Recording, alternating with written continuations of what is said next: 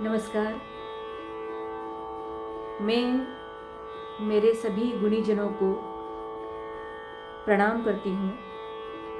साथ ही जो भी विद्वान वाग्यकार जिनकी हम बंदिशें गाते हैं, उन सभी को भी मैं प्रणाम करते हुए अपनी आज की क्लास प्रारंभ कर रही हूँ।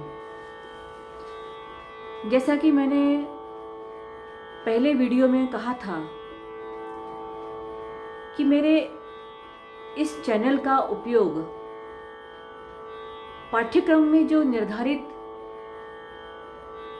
राग हैं या नई शिक्षा पद्धति में जो भी पाठ्यक्रम निर्धारित किया गया है, उसका बेस लेते हुए, उसको आधार मानते हुए मैं ये क्लास को प्रथमता देखूंगी और शनै शनै आगे बढ़ते चलूंगी।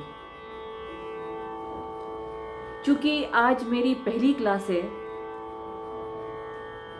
और पहली क्लास होने के साथ ही हमारी नई शिक्षा पद्धति में जो पाठ्यक्रम निर्धारित किया गया है, उसका ऐसा है कि एक विषय जो रहता है मेजर रहता है। यानी संगीत यदि आपने लिया है, चाहे गायन हो, वादन हो, नृत्य हो, संगीत लिया है तो उसके 2 थ्योरी पेपर्स और 2 प्रैक्टिकल ऐसे रहते हैं। दोनों ही पेपर का कोर्स अलग रहता है, अलग है, और प्रैक्टिकल के भी कोर्स दोनों अलग हैं। राग भी अलग है और ताल भी अलग है। प्रथम वर्ष में हमारे कोर्स में बिलावल, खमाज, काफी, भैरवी ये राग हैं।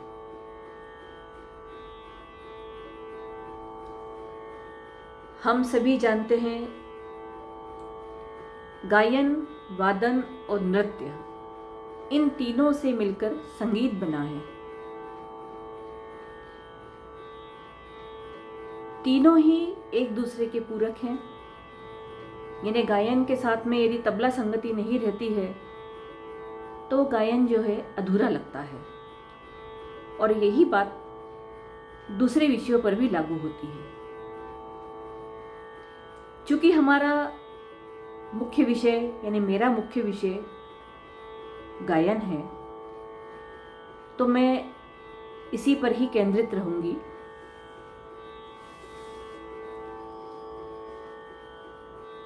गीतम वाद्यम तथा नृत्यम त्रयम संगीत मुच्यते,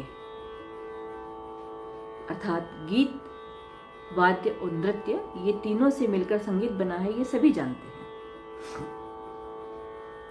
संगीत में कुछ छोटी छोटी चीजें रहती हैं।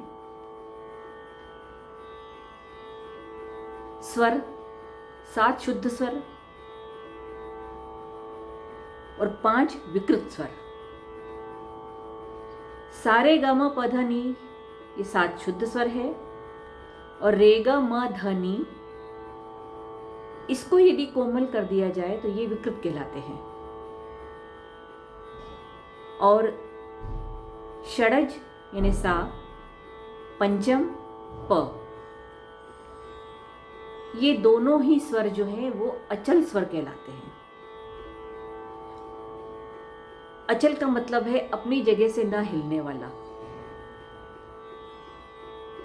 आप किसी भी पिच में गाइए, काली 4 में गाइए, काली 5 में गाइए, काली 3 में गाइए, ये जो मेल स्वर रहते हैं काली 1, काली 2, आप कोई भी स्वर ले लीजिए, कोई भी पिच ले लीजिए, उसका अपना एक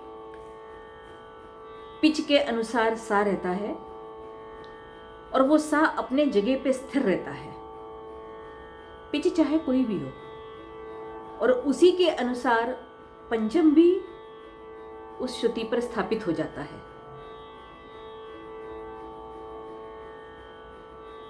श्रुति शब्द का मैंने उपयोग किया है तो हमारे संगीत में 22 श्रुतियां मानी गई हैं, और उन 22 श्रुतियों पर स्वरों की स्थापना की गई है। ये मैं आगे बताते जाऊंगी। चूंकि हम अभी प्रारंभिक बातें कर रहे हैं, इसलिए मैं शुरुआत की बातें आपको बताती हूँ।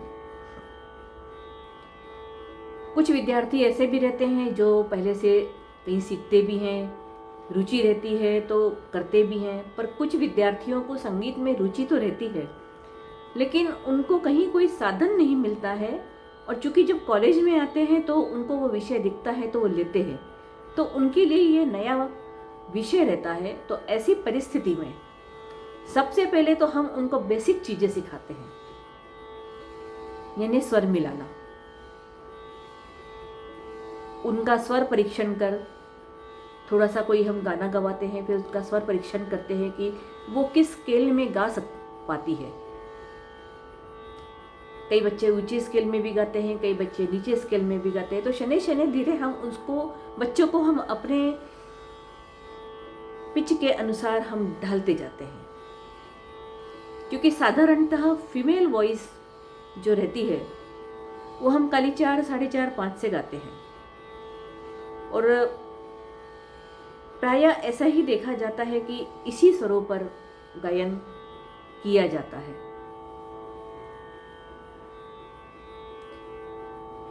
सारे गामा पधा नी, ये 7 शुद्ध स्वर, और यदि हम ऊपर का सा भी मिलाते हैं, जैसे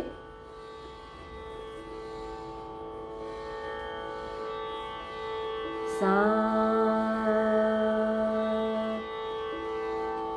सा रे गा मा पा धा नी, ये निषाद हो गया। सा, ये सा हो गया। माफी चाहूंगी, जुकाम हुआ है, थोड़ा सा गला खराब है, तो आपको सुनने में थोड़ा सा अजीब लगेगा। कोशिश करूंगी कि दिक्कत ना हो। तो स्वरों की संख्या, जैसे ऊपर का सा ले लिया हमने, तो स्वरों की संख्या क्या हो गई? 8, यानी सा से सा तक। शुद्ध स्वर 7 है, सा को मिला के, बड़े ऊपर का सा को मिला के। अब ये ऊपर का सा क्या होता है? संगीत में सप्तक रहते हैं। सप्तक यानी स्वरों का समूह। मान लिया जाए सारे गामा पधा नी। अब ये नी हमने कौन से सप्तक में गाया? ये हमारा कौन सा सप्तक चल रहा है? मध्य सप्तक। पर ये नए बच्चों को पता नहीं रहता है कि मध्य सप्तक है क्या, मंद्र सप्तक है क्या, तार सप्तक है क्या। तो हम वो बताते हैं, और सभी बच्चों को मैं बताऊंगी। सारे गामा पधा नी, ये इस पे अपन गायन करेंगे, और ऊपर जिस जाते हैं सारे गा रे सा, ऊपर जाएंगे और ऊपर भी जा सकते हैं, और नीचे यदि हमको आना है, मंत्र में हमको आना है सा नी धा पा मा गा, ये हम नीचे गए, और भी नीचे जा सकते हैं जहां तक आपका आवाज जाए, मगर जबरदस्ती नहीं करनी है। सहज रीति से जहां तक आपका आवाज जाता है वहीं तक गाना है। गले पे प्रेशर नहीं देना है और न जबरदस्ती करनी है। प्राकृतिक रूप से हमारी आवाज नीचे ऊपर जानी चाहिए। लेकिन अब ये तीनों सप्तकों को हम कैसे समझें कि ये, इसको कैसे समझा जाए कि मंद्र मध्य तार है? तो विद्यार्थियों को मैं ये बताऊंगी, मध्य सप्तक में हमारे कोई चिन्ह नहीं रहते हैं। यदि किताब में या पुस्तक में या कॉपी में जहां भी आप लिखते हो सारे गामा पधा नी केवल लिखा है और कई चिन्ह नहीं है, तो वो हमारा मध्य सप्तक कहलाता है। अब जैसे सा नी धा पा मा गा, ये ले लिया हमने, तो उसमें स्वरों के नीचे, यानी हमने सा नी ध प ऐसे लिया, तो निषाद के नीचे बिंदी, धैवत के नीचे बिंदी, पंचम के नीचे बिंदी, यानी स्वर के नीचे यदि बिंदी लगी हुई है तो वो मंद्र सप्तक कहलाता है, और स्वर के ऊपर बिंदी लगी हुई है तो वो ताड़ सप्तक कहलाता है। तो ऐसे मंद्र मध्य तार, यानी हम तीनों सप्तकों में जब हम गाते हैं या हम गायन वादन करते हैं, राग गाते हैं, स्वर गाते हैं, तो इससे स्वरों की पहचान होती है और रागों की पहचान होती है, और ये होता है कि हमको नीचे गाना है या ऊपर गाना है।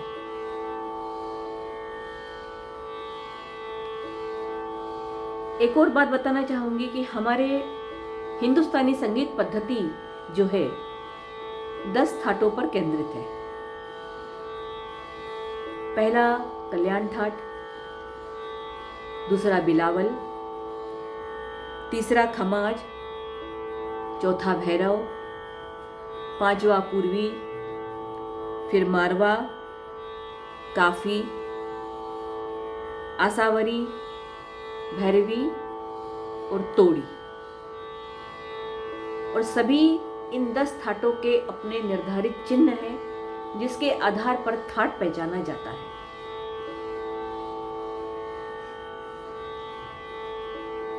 पहला थाट जो है हमारा कल्याण ठाट है,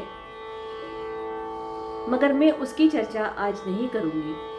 पहला थाट जरूर है, शुरुआत का थाट है, लेकिन मैं अपने क्लास की शुरुआत जो करूंगी बिलावल थाट से करूंगी, क्योंकि साधारणतः जब हम क्लास लेते हैं तो बिलावल थाट के ही स्वरों का हम सबसे पहले अभ्यास कराते हैं, क्योंकि बिलावल थाट में सारे स्वर शुद्ध लगते हैं, और हम शुद्ध स्वरों का अभ्यास करते हैं तो हम उसको बिलावल थाट के अंतर्गत रखते हैं, और अभ्यास भी हम उसी थाटों का करते हैं। इसलिए सबसे पहले हम बिलावल थाट के बारे में आज हम चर्चा करेंगे। सरगम भी गाऊंगी, लक्षण गीत भी गाऊंगी और उसका छोटा ख्याल भी गाऊंगी।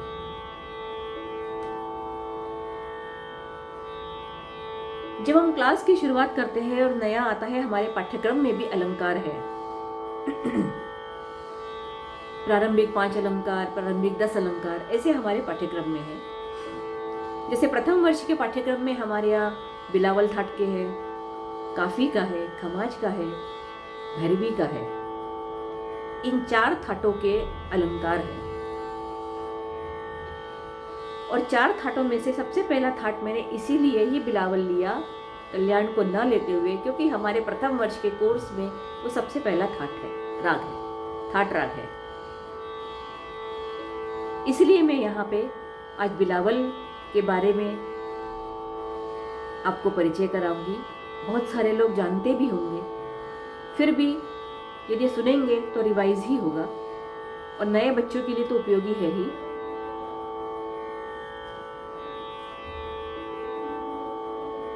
क्लास की शुरुआत, कक्षा की शुरुआत हम अलंकारों से करेंगे। सा लगाने के पश्चात हम उनको स्वर लगाते हैं।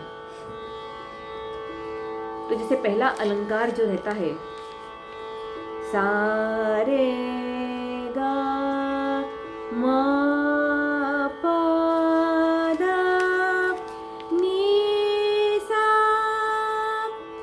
सा नी धा पा मा गा रे सा। ये अपन ने स्वरों में गाया। जिन विद्यार्थियों को रियाज करना है उनको आकार में भी गाना चाहिए, और आकार में गाने से, स्वर में गाने के बाद आकार में गाने से आपका गला भी तैयार होता है। किसके लिए? तारों के लिए। पहले धीरे, फिर उससे दुगनी लय में, फिर थोड़ी और बढ़ा के। वैसे तो हम एक ठा ले लेते, फिर दुगुन, फिर चौगुन, फिर अड़गुन, ऐसा रहता है, लेकिन रियाज के लिए हम थोड़ा सा उसमें परिवर्तन करके, क्योंकि हमको गला भी तैयार करना है, तो हम ऐसा भी कर सकते हैं।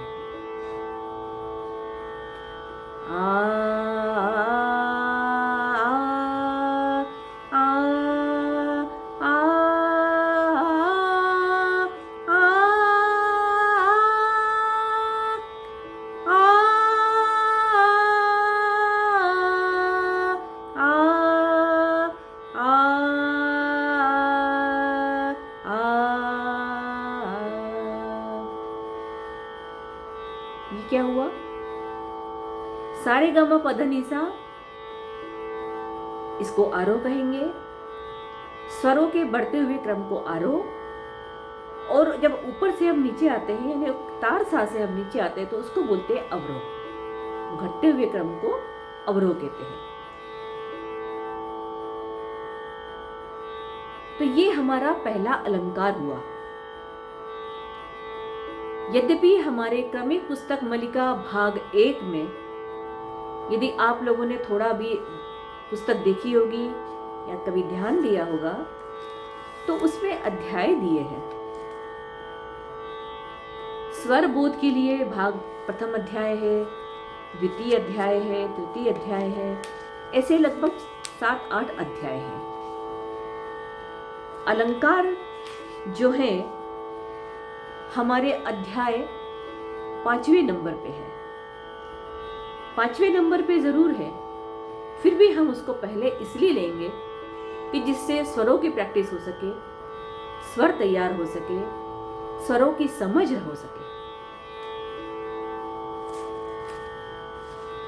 इसी क्रम में जो हमने अभी सारे ग म प ध नि सा गाया, उसको हम पहला अलंकार मानेंगे।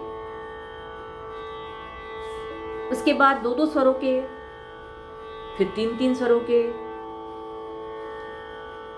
फिर मैंने जो सीखा था, मेरे गुरुजी ने जो सिखाया था, 4-4 स्वरों के भी हमने सीखे हैं।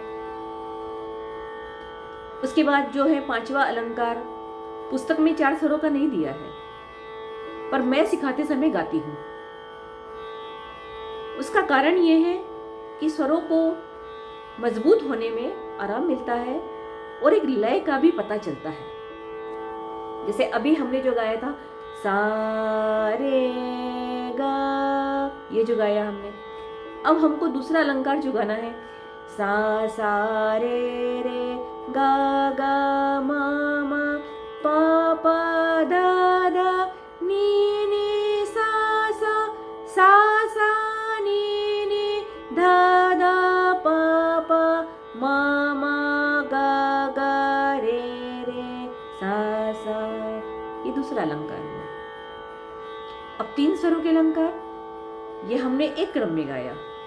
3 स्वरों के, सा रे गा गा गा मा मा पा पा पा दा दा दा नी नी सा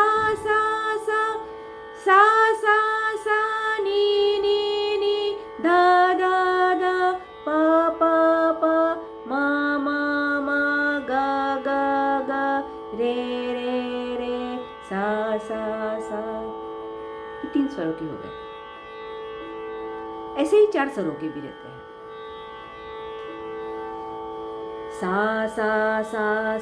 रे गा गा गा गा मा पा पा पा पा धा धा धा धा नी नी सा नी नी धा धा धा धा पा पा पा पा मा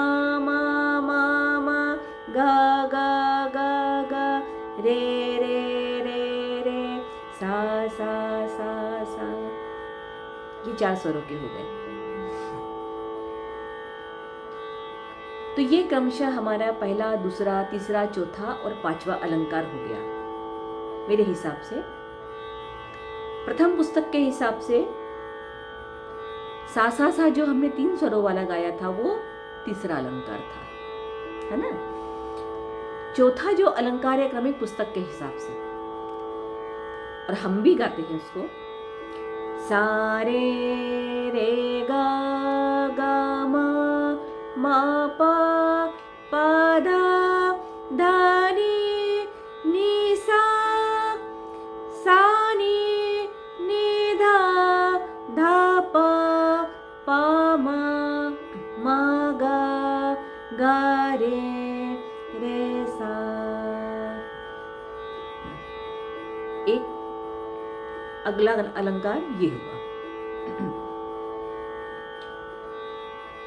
फिर एक स्वर को बढ़ते हुए स्वर में, एक स्वर आगे वाला फिर पीछे वाला, आगे वाला फिर पीछे वाला, ऐसे क्रमानुसार।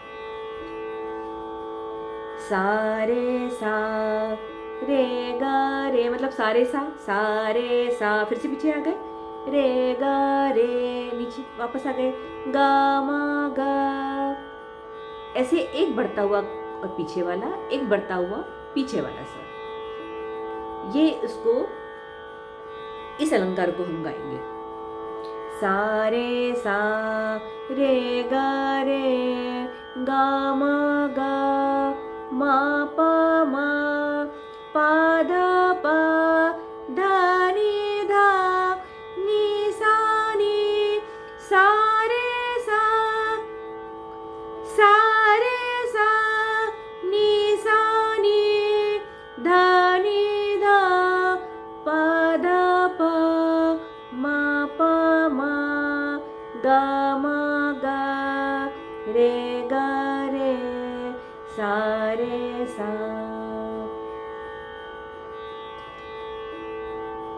आज हम केवल ये 5 अलंकार को हम लेंगे।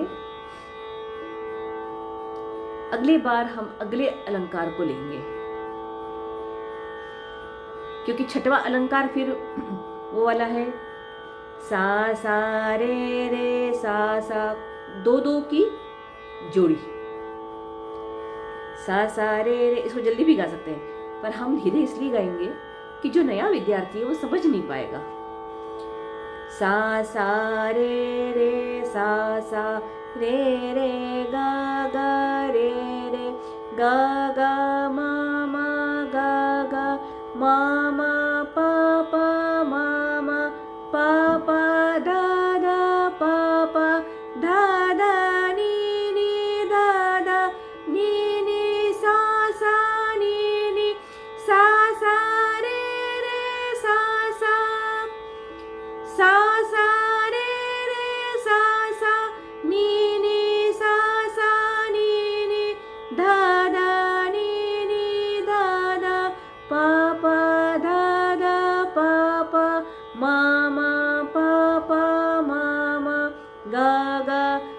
मा गा रे गा रे सा रे सा। यहाँ पर मैं एक बात आपको और भी बताना चाहूंगी कि पुस्तक में केवल आरोह दिया है, अवरोह नहीं दिया। मतलब लिखा हुआ जो है वो केवल आरोह है, अवरोह मैं कर रही हूं, क्योंकि आरोही वर्ण का क्रम में अपन जाएंगे तो अवरोही क्रम में भी आना अपने को जरूरी है। तभी तो पूर्तता होगी कि ऊपर से नीचे मतलब नीचे से ऊपर कैसे जाते हैं और ऊपर से नीचे हमको कैसे आना है। तो जिससे स्वरों में भी अंतर नहीं लगता, गड़बड़ नहीं होती, समझ में भी आता है, विद्यार्थी भी समझते हैं, एक क्रम बैठता है कि हमको आरोह और अवरोह गाना ही है। इस तरह से ये प्रारंभिक अलंकार यदि हम एक साधारण लय में, ठाय लय में हम गाएंगे,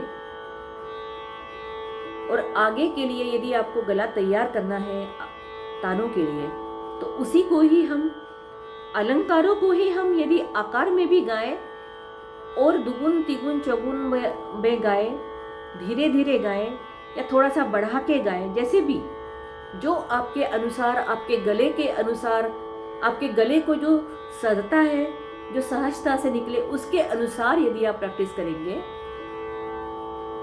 तो तानों के लिए भी गला बनता है और अलंकार गाने से ताने बनाने में भी आसानी होती है। अभी हम तानों पे नहीं जाएंगे, केवल मैंने जानकारी के लिए आपको बताई ये बात।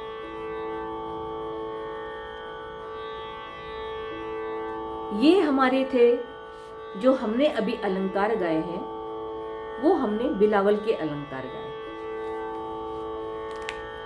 बिलावल ठाट क्रमानुसार दूसरा ठाट है, किंतु हमने पहले लिया, ये मैंने आपको बताया पहले भी। अब बिलावल ठाट जो है, कई बार बहुत सारे यूनिवर्सिटीज में बिलावल ठाट के अनुसार बिलावल राग भी है, कई जगह अलैया बिलावल है। हमारे यहाँ मध्य प्रदेश में एनईपी में बिलावल है, अलैया बिलावल नहीं है। पर मैं अलैया बिलावल के बारे में भी जानकारी दूंगी। बिलावल और अलैया बिलावल में कोई ज्यादा विशेष अंतर नहीं है। एक पर्टिकुलर स्वर समुदाय है, उसमें केवल कोमल निषाद यदि हम अल्प प्रमाण में लेते हैं तो वो अलैया कहलाता है। और बिलावल क्या रहता है, बिलावल में सभी जगह आरोह अरोह किसी भी जगह जाओ आप सारे निषाद जो है वो शुद्ध ही लेंगे हम। बस थोड़ा सा आरोह अरोह और पकड़ जो रहती है उसमें थोड़ा सा अंतर है। जैसे बिलावल का जो आरोह अवरोह पकड़ है, सा रे गा मा पा धा नी सा, सा नी धा पा मा गा रे सा, ये आरोह है जो हमने अलंकार में भी यही गाया था पहले। और लेने का कारण भी यही था कि बिलावल लेने का कारण भी यही है कि पहला ठाट हमने हमारे कोर्स में भी बिलावल है, और चूंकि अलंकार भी हम बिलावल से कर रहे हैं, कि शुरुआत भी बिलावल से कर रहे हैं।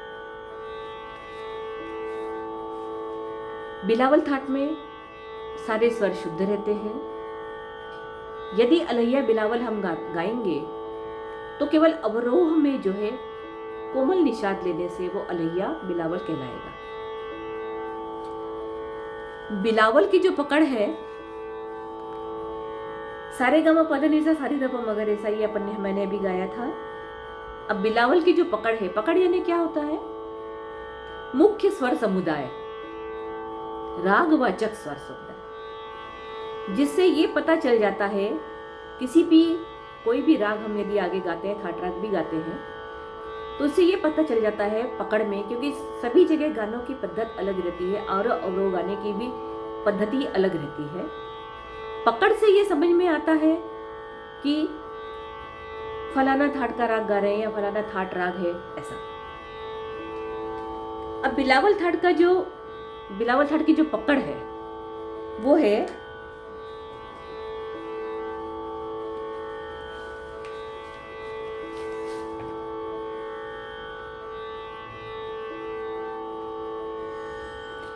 बिलावल ठाट की पकड़ और अलैया बिलावल की पकड़ लगभग एक जैसी ही है। गा रे गा पा धा नी सा, ये बिलावल हो गया। अब अलैया में हम कैसे करेंगे, सा रे गा रे। अब हमने क्या लिया पहले, सारे ग रे, सारे गामा नहीं लिया है, क्योंकि अलैया बिलावल में सारे गामा से शुरुआत नहीं करेंगे हम। आरोह में गंधार को छोड़ देंगे और गंधार को नहीं, निषाद को छोड़ देंगे। माफी चाहूंगी। सारे गा रे गा पा धानी धानी सा, ये अलैया का आरोह है।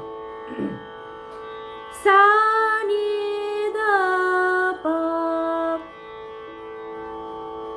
दा नी दा पा।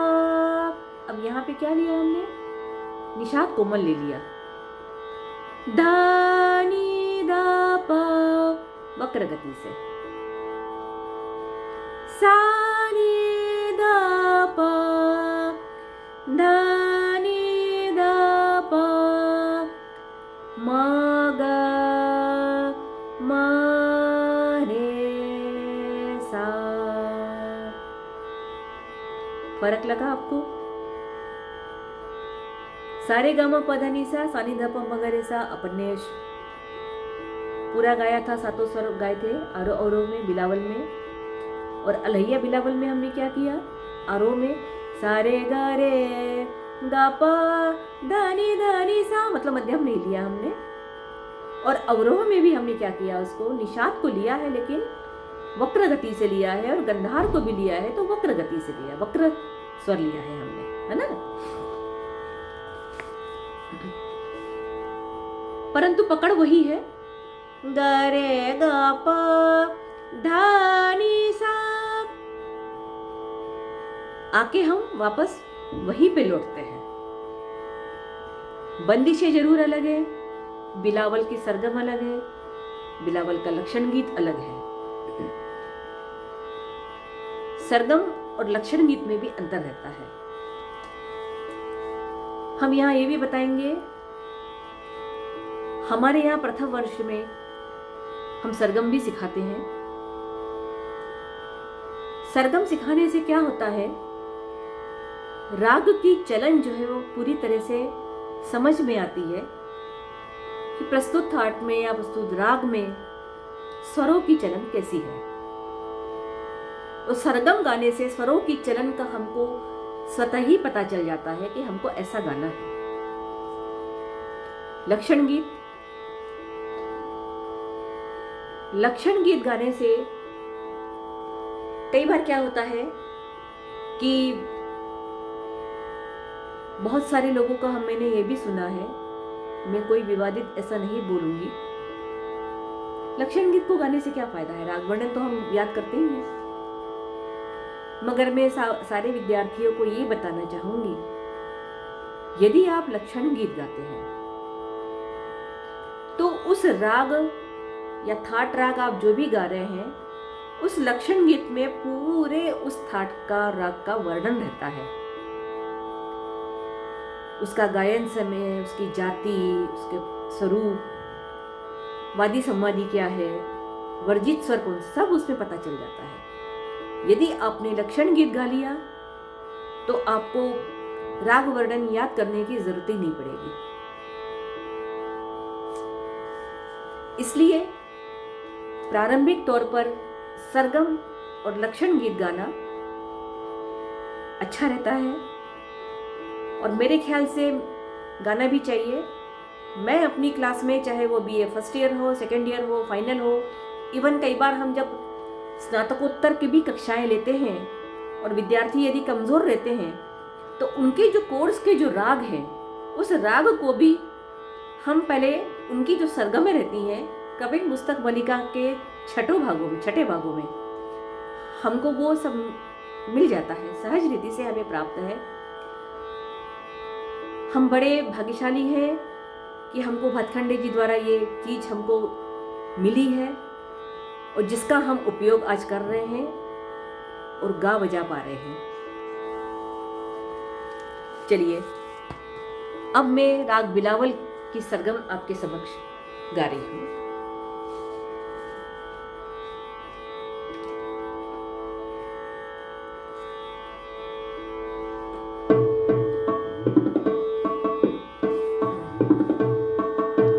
सरगम जो है वो एक ताल में निबद्ध है। धिन धिन धिन धिन धागे तरक टूना कत्ता धागे तरक ढीना, ऐसे इसके बोल है। सा नी धा नी सा, सा रे सा नी धा प, सा नी धा नी सा, सा रे सा नी धा प, म ग म रे ग म प ग म रे सा, नी सा ग रे सा नी ध ध, सा रे सा ग म ग रे ग म प ग म रे सा, सा नी धा नी सा, सा रे सा नी धा प, प प धा नी सा, सा रे ग रे सा, प प धा नी सा, सा रे ग रे सा, सा रे ग म प ग म रे सा, रे सा, सा रे सा नी धा प, धा नी सा नी धा प, म ग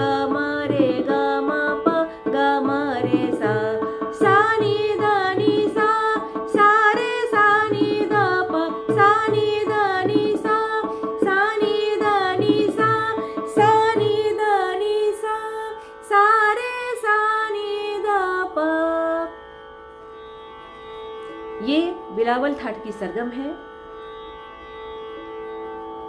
हमारे संगीत में जो हम सरगम, लक्षण गीत, छोटा ख्याल, बड़ा ख्याल, ध्रुपद, धमा, तराना, जो भी हम शैलियां गाते हैं, गीत शैलियां जो भी हम गाते हैं, उसको गाने का एक तरीका रहता है। चाहे सरगम हो, लक्षण गीत हो, कोई भी गीत शैली हो। पहली लाइन स्थाई की, स्थाई और अंतरा ऐसे दो भाग रहेंगे। स्थाई की पहली लाइन 2 बार और अंतरे की पहली लाइन 2 बार। ये विद्यार्थियों के लिए, जब हम क्लास में गाते हैं उसके लिए। पर साधारणतः प्रयोग में भी जब हम प्रोग्राम देते हैं या कहीं बाहर गाते हैं, तो मेरे ख्याल से मैंने यही देखा है कि जनरली हम पहली लाइन को 2 बार गाते हैं। कुछ लोग नहीं भी गाते, गायकी में वो सब चल जाता है। लेकिन जब हम पाठ्यक्रम को लेकर हम जब आगे बढ़ते हैं, तो गाने के तरीके को पहली लाइन को 2 बार, यानी स्थाई की पहली लाइन को 2 बार और अंतर की पहली लाइन को 2 बार, उसके बाद तिहाई लेके उसको खत्म करना। किसी भी गीत शैली का ये एक मुख्य अंग रहता है। अब आपके सामने मैं बिलावल थाट यानी बिलावल राग का ही थाट राग है, उसका लक्षण गीत गा रही हूं।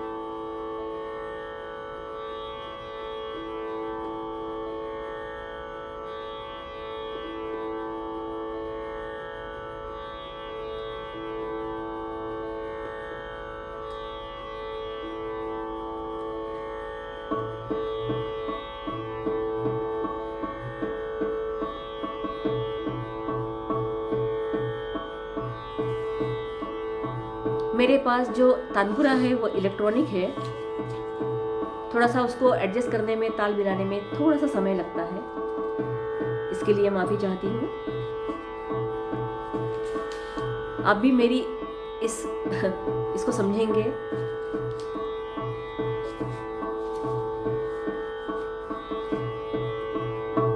बिलावल का जो लक्षण गीत है वो त्रिताल में है। धा दिन दिन धा, धा दिन दिन धा, धा तिन तिन ता, ता दिन दिन धा धा। ये त्रिताल की 16 मात्रा है ना। और इन 16 मात्रा में जो हमारी जो सरगम है, लक्षण गीत जो हम गाएंगे, वो लक्षण गीत किस मात्रा से शुरू है? समझने के लिए मैंने थोड़ा सा लय कम की है।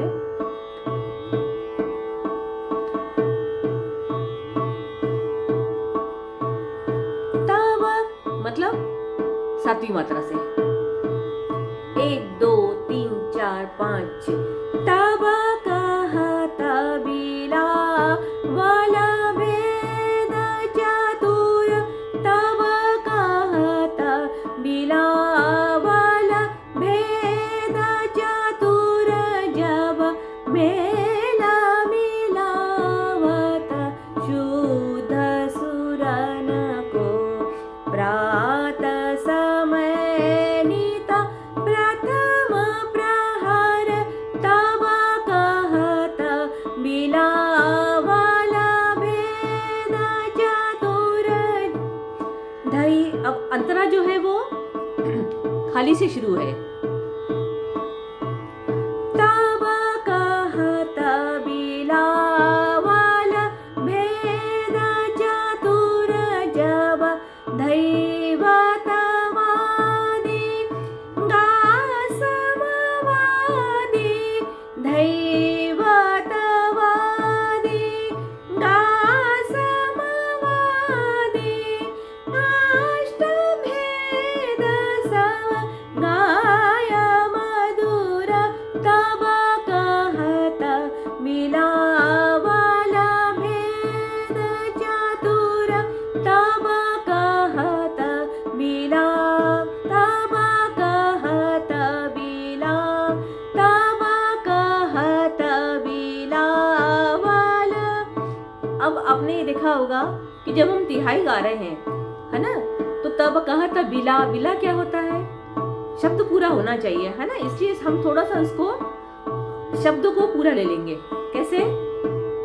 धा दिन दिन ना, ताबा कहता बिलावल, ताबा कहता बिलावल, ताबा कहता बिलावल, भेद चतुर जावा। ऐसा तिहाई लेके हम इसको खत्म करते हैं। आज चूंकि पहली क्लास थी और थोड़ा सा मेरा गला भी बैठा हुआ है, हो सकता है बीच में आपको ऐसा लगे कि यहाँ मैडम ऊपर नीचे हुई हैं, उसके लिए क्षमा चाहती हूँ, क्योंकि आवाज़ जो है जुकाम वाली है, आपको गाने से भी समझ में आएगा। अगली क्लास में भगवान ने चाहा तो गला ठीक हो जाएगा, तो प्रॉपर आपको गले से मेरे स्वर समझ में आएंगे। कोशिश मैंने भरसक की है, और आज की क्लास में मैं आशा करती हूँ कि जिस उद्देश्य से मैंने ये क्लास की शुरुआत की है उसको काफ़ी सार्थक बनाने का मैंने प्रयास किया है। धीरे धीरे इस प्रयास को मैं क्रम पर लाऊंगी, धीरे धीरे शनै शनै हम आगे बढ़ेंगे। ऐसा नहीं है कि महीने में मैं एक ही मतलब राग को या थाट राग को इसको करूंगी, नहीं, मैं जल्दी करूंगी, जिससे आगे की जो क्लास के विद्यार्थी है वो निराश ना हो कि मैडम शुरुआत का ही बता रही हैं। पर मेरे ही कुछ विद्यार्थी जो बाहर है, कोई भिंड से आता है, कोई दतिया से, कोई कहीं से आता है, वहीं से इसलिए आते हैं क्योंकि संगीत ग्वालियर में है, और रोज बेचारे नहीं आ पाते हैं। 2.5-3 घंटे का सफर रहता है, किसी को भी संभव नहीं है, हम भी समझते हैं इस चीज को। और कई बार जब बच्चे आते हैं तो हम बराबर पूरी एक घंटा 1.5 घंटा क्लास लेके कोशिश हम ये करते हैं कि हम रिकॉर्ड करके उनको दें, किंतु रिकॉर्ड से नहीं होता है।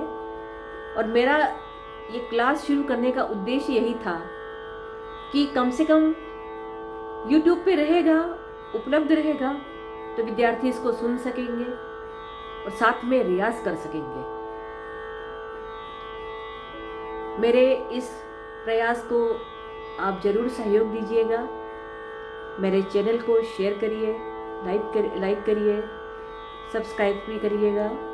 नया चैनल है, आपका सहयोग ही मेरी सफलता रहेगी। आज की क्लास हम यहीं समाप्त करते हैं। नमस्कार।